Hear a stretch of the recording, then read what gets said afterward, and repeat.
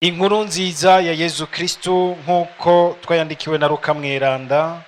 Nahazwa Mukama. Umunsi umwe Yezu yariko arasenga ahiherereye, abigishwa biwe bari kumwe. Arababaza ati, abantu bagira ngo ndinde? Baramwishura bati, abantu bagira ngo bamwe bagira ngo uri Yohani Batista, abandi Eliya, abandi nabo ngo uri umuhanuzi muri bamwe ba kera yazutse. Yezu araheza arababaza ati, mweho kubwanyu ndinde? Petero abari wavuga yishura ati, uri Kristu w'Imana. Araheza arabihanikiriza ashimitse ngo ntihagire uwo babibwira. Yezu yongera ati, umwana w'umuntu abwirizwa kubabara menshi, agacibwa n'abashinganaye n'abakuru b'abasaserdoti n'abigisha, akicwa, hanyuma akazuka hashize iminsi 3. Dushimagize iyi nkuru nziza ya Kristu. Mu kuzirikana amajambo y'Imana, mu gisomwa ca mbere twumvise kizananye mu buhanuzi bwa Ageya, nagomba dusigana aya majambo meza. Amajambo twumvise umukama agira ati, gumya umutima Yozuwe we, gumya umutima Zorobabeli, namwe bantu muri iki gihugu nimugumye umutima. Kugira ngo umukama ashikirize amajambo nkaya hari kubera iki? Mu bisanzwe hari haciye amezi 2 bariko baragerageza gusanura ca gisengero ci Yerusalemu. Ni bamwe batashe bavuye hariya iyo bari batwaye kw'imbohe i Babiloni, bamaze imyaka myinshi, ariko mbere n'abagarutse si bamwe bari baragiye, uko bari baragiye bari barapfuye, bari baraheze.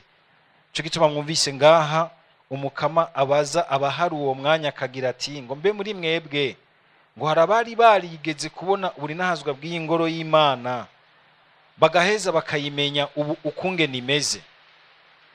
Umukama arazi neza yuko mubari ngaho nta bayibonye yuzuye ubu nahazwa bw'Imana, nabandi bashasha bavutse kubayibonye. Mukama gasa nk'ubabwira ati, hariho ubu nahazwa bwayo, nivyo mwebwe ntabwo muzi, ariko ndashaka kuyibusubiza. Kandi yabivuze mu mpera ati, mbere iyo nshaka ko mwubaka izoba nziza yuzura ubu nahazwa gusumba iyo abakurambere banyu basukuru banyu bamenye. Tugire Kristu. Harimwe inkuru nziza idasanzwe yuko Imana irashaka kutwubakira, Imana irashaka kutugirira ivyiza bisumbirije ivyo tuvuyemwo.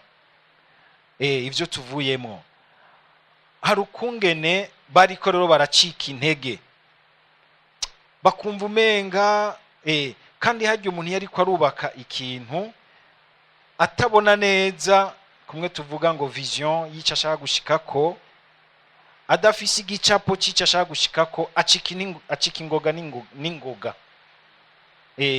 Kubera yuko hagera igihe akumva umenga mbe basha ndiko shika kuki. Nico gituma burya ni vyiza yuko umuntu mu buzima kugira ngo yikaburire ingoga amenya kwishira imbere ishusho yica ashaka gushikako, ishusho yica ashaka gushikako.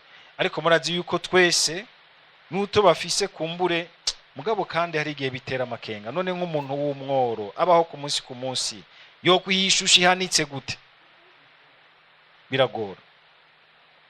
Ugasanga umenga yiri kurabwira nk'abantu muri ibi bihe turimwo, ibinyene turimwo vy'ubuzima butoroshe. Ntibworoshe, na hari abagomba kutwemeza yuko bworoshe kubera iwabo bworoshe.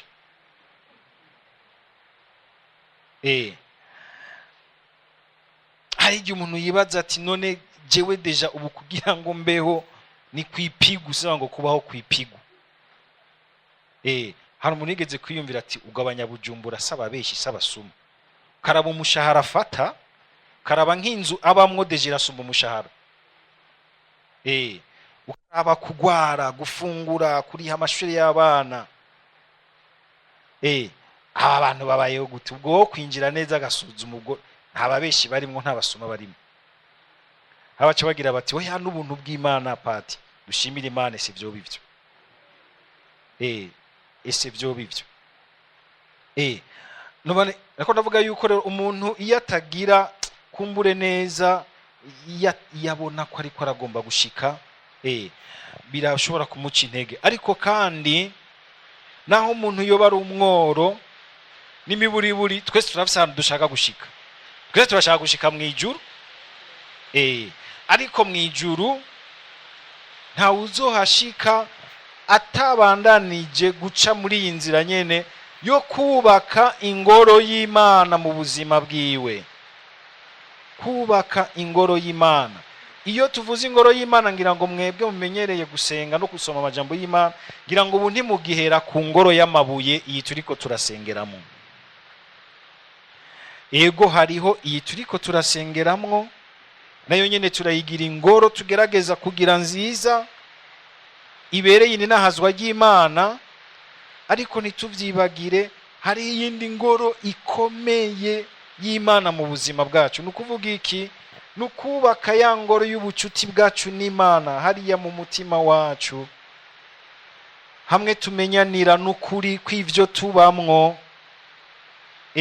hamwe harimwo umuntu wa vrai, hamwe nyene Imana duhurira buhure. Ingoro, presence y'Imana mu buzima bwacu.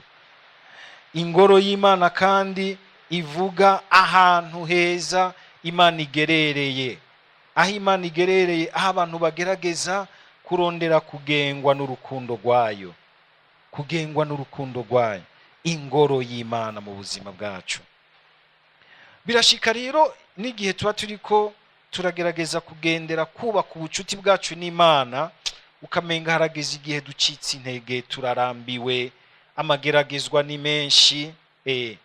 Hari igihe amageragezwa tugwa ko tukibaza tuti ngo nituriko turata umwanya mukama aho twasengeye, aho twagiriye ibi na biriya, ese ni urazi ingene twavuzwe ko amajambo meza gose, abahanuzi bavuze ibi na biriya. Hakagira igihe uko amagerageza ashobora kwisuka canke ibibazo bindi mu buzima, abantu kamenga turahakwa gucika intege. Naho nyene umukama uyu munsi agarutse akagira ati gumya umutima. Ukabona ingene ushobora kwitanga kugira ngo utambutse ibintu, ugira iki, ugasanga umenga hari ibintu bishobora kuguca intege. Ubwo umukama akagira ati gumya umutima. Kubera iki? Ni vyiza yuko mu buzima bwacu iminsi yose tumenya gufatanya ico tugomba gukiza uyu mwanya n'ikindi kintu kiri kure gose, gukiza nogira nti ubuzima muri rusangi hari imbere.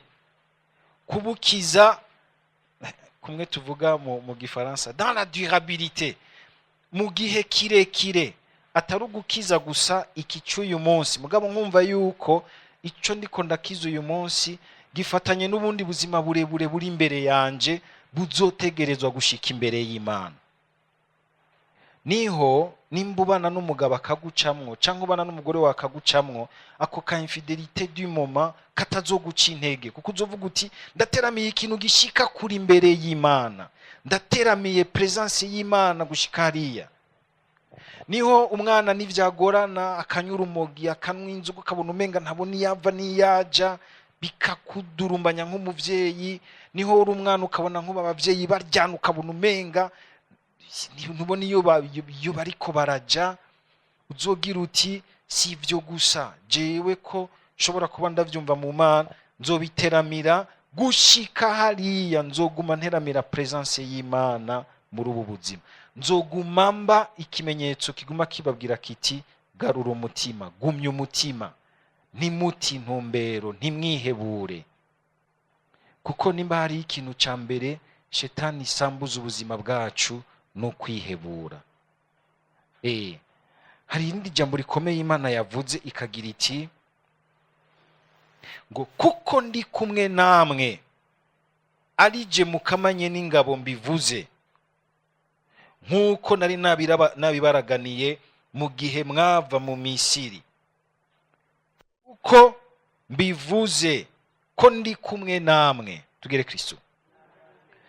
Aha no kugira ngo natwe bicyorore kwa kuba kumwe n'Imana uko tuvyiyumvira. Tugere Kristo. Hariho benshi bama bibaza yuko bari kumwe n'Imana kuko ibintu bibakundiye, kuko aho baciye imiryango ikiyugurura, kuko abantu babakunze bagomba bavuga neza, bose bashaka ko bagira abantu babitumwako. Si ivyo, siko kuba kumwe n'Imana. Kuko umenga wo twenga igitabura munwa 30 nangaye yose tukayabona hanze. Siko kuba kumwe n'Imana. Kuko kwama wambara ukisiga ifreshe rikagufata, ukambara ikoti cyangwa agahuzu keza kakagutoka ukabegwa. Rega abona naho bambara neza gutukabona umenga ntibabegwa, akisiga ukamenga ifreshe ntifata. Siko kuba kumwe n'Imana. Kuba kumwe n'Imana bishika kure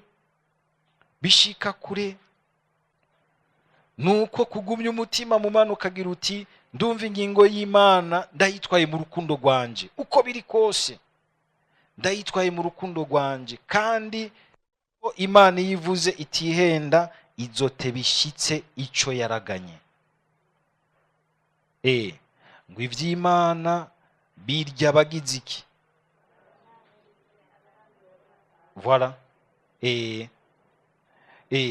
Kandi tugabe, kuko uyu munsi turi mu bihe by'imico ihutagiza ibintu kandi bigahindagurika mu kanya gatonya, kubera ndabarinze teknolojia la teknoloji muze muraba uyu munsi urafisa agatelefone ejo ukazubona haje version nshasha, hazigi Pro Max 16 ubareo barategura Pro Max 17, abana bagashusha umutwe abavyeyi nshaka Pro Max 17. Samsung S tugeze kuri S25, bariko barategura 26 mu mwaka uza mu mwisi bigenya iraza. Cyo gutishaka kijya nyene ibintu bigahindagurika, ugasanga umenga abantu turatakaza kumva igihoraho. Iyo bibuze rero tugaca duta umutwe tukibaza tuti Imana sihiri, humura ni nkuba si Imana. Tugaca duta umutwe ukamenga Imana sihiri nihiri. Ariko ico Imana ikora nuko ituzigamira ubwa mbere, nogira ntizangeso nyene zifatanye no kwizigira. Umuntu atihebura ntaheza ngo acagenda, usanga umenga ariko abaho kumwe avuga mu gifaransa vaye que vaye, ayoragura ivyo ko bivugijwe niko ndazitamba. Oya, zivugiriza umenye ngene uzitamba. Kugumya tadinyite, kugumya igihagararo cawe ku bintu, ntiwemereye yuko bikuzingazinga ngo bize biragucisha ahantu hazotuma udashikira rero gabuni nahazwa bwuzuye bw'Imana. Ni ijambo rikomeye rije ridusanga aho twese usanga umwe wese ariko ariruka arondera kwegeranya ibinabiri by'ubuzima bwiwe, turiko turiruka tugomba twese kugira aho dushitse, mugabo gasanga umenga hari ibintu byinshi byo duca intege. Ndababara iyo ndiko ndasoma nko kumareza ukabona abantu menga bacitse intege, ngo wapinga ivyo mu Burundi vyanse, ngo nibagurisha igihugu ngo tugabangane ngo tuvane ko yamaye isuka rero, ngo arabakiguze ngo nitwabimenya. Ukumva ko ari imvugo z'imyiheburo. Wacha ico kugurisha igihugu no kwigurisha wowe nyene.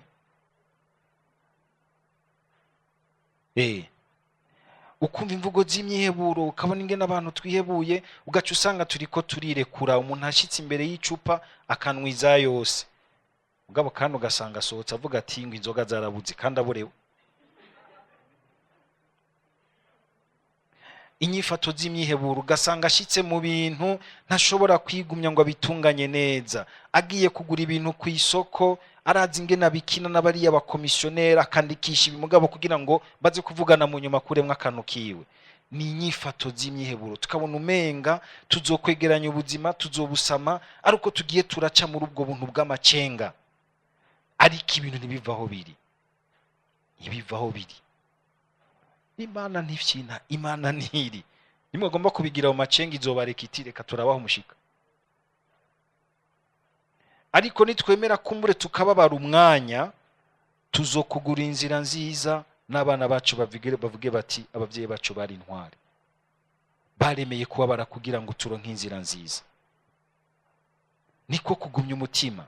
Naha Yezu raciye abwira abigishwa bati ego ndi Mesiya, ariko hari aho bica mu kubabara, mu kwigumya umutima, kugira ngo twugurure inzira nziza yindi, imwe itabigisubira inyuma. Ubwo uyu munsi turumva ko twokwakira iri jambo rya gumya umutima, kugira ngo umukama dutoborera inzira y'ukubandanya twubaka presence yiwe iwacu, y'ukubandanya twubaka ikintu atari cyo uyu mwanya gusa, ariko ari kizodushikana mu buninahazwa bwiwe. Duhitemwo kugumya umutima hakwihebura, kugira ngo twemere kurambiriza mu kugumya umutima. Abarambiwe nabo baze basange byabasitse. Ntukarambirwe, Imana ibikurinde. Amen.